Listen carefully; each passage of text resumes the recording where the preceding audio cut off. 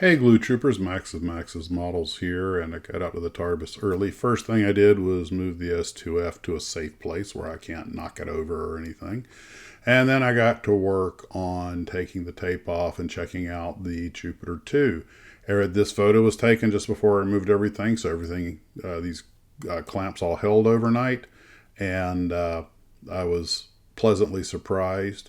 Once I got all the tape off, I was like, ooh, man. And this is the second time I've had to do this, so there went a roll of frog tape. And there were a few spots that I knew I'd have to putty up, but nothing like there was before.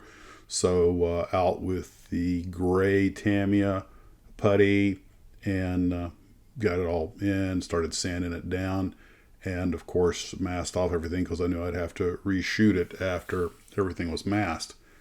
So I don't know if I have any photos of after I had the putty in there or not, but I was a little bit busy. Oh, of course, I masked it off before I started the putty, and that made things a little bit simpler on the other end. And flipped it over on its back that's where you have better access. Also, I didn't realize that the fusion core reactor is supposed to be the same color as the rest of the ship, so I primed and painted that. And of course, the spaceship's too big for the paint box, so I set operations up outside for that, although I was able to do the fusion core reactor in the paint booth. And once it was all sanded and smooth and cleaned up, I hit it with some, of course, masked off. I hit it with some primer, and then the Tamiya aluminum and gloss aluminum, and that was that. So I also didn't realize, I thought the little radar unit on top was just supposed to be replaced by the lights. I didn't realize you're actually supposed to put the little Mickey Mouse to your radars in there. So fortunately, I'd saved all my parts, as we all do, and then I put those in place, and no problem, no worries there. And I've been watching some builds of this thing, including a magnificent one by models by Chris. And one of the things he pointed out is it looks better if you put some sort of diffuser in the fusion reactor. So I had some of that diffused material left over and used that, and it does look better now. I'll put a link to this final reveal below. I watched pretty much, I think, all 14 of his videos. Just amazing work. The man has the patience of Job. Once I got the little ears on there and the top on there and got it painted, it was pretty much done. Checked it for light leaks. I did run into one problem that the fusion core reactor quit working at the last minute. Oh, great. So I started, pulling the wiring on the base and playing with it, and it was like, wait a minute, it'll light up the fusion core, or it'll light up the lights. I thought maybe I had a short and realized, no, these batteries are just old. Put in new batteries, and I wound up soldering some of the joints on the base just to back it up out of fear of a short or something, or a bad connection.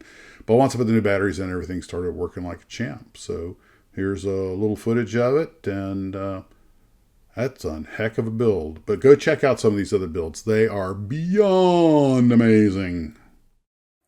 Okay, it is finally done. So let's take a look at it. I added Mickey Mouse radars up there, the Mickey Mouse ears. It does not open up. You can only see it from through the windows.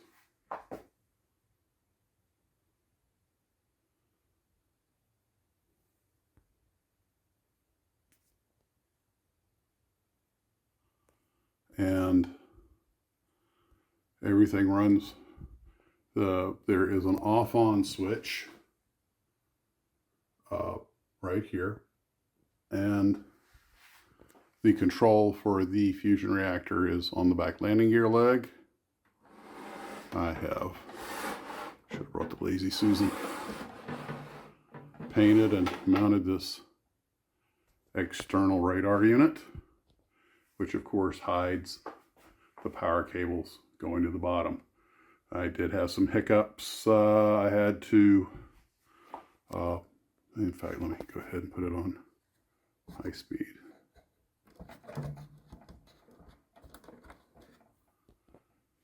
And anytime you turn it off or on, it resets back to the base setting. And I also painted the fusion reactor aluminum, same colors as the ship. I didn't realize that that was the color. I'd left it black for a long time.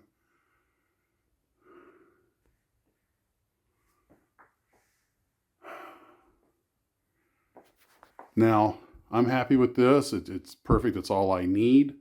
And you see, flip it off and turn it back on. I've got 6 AA batteries, so the lights will, got quite a bit of time that I can run them. The 9 volts will just burn out too quick or run dry too quick. And there's something about this. I found some great builds. We talked about one of them that I showed you yesterday, but I found another one. This one is insane. He did fiber optics with flashers and everything, and made the navigation, the translation navigation thing, the data tapes roll and the sweep on the main console. This is great. It's going to make a great little backdrop during the live streams. All right, she's done. It is sealed up, so I can't open it. If I have to split this thing open at any point, which could happen, then I'll probably try to arrange magnets. But there's a lot of Gorilla Glue holding that bound. But I don't seem to have any light leaks, so hooray! I do prefer the slightly more subdued look now that I've got a little diffuser in the fusion core.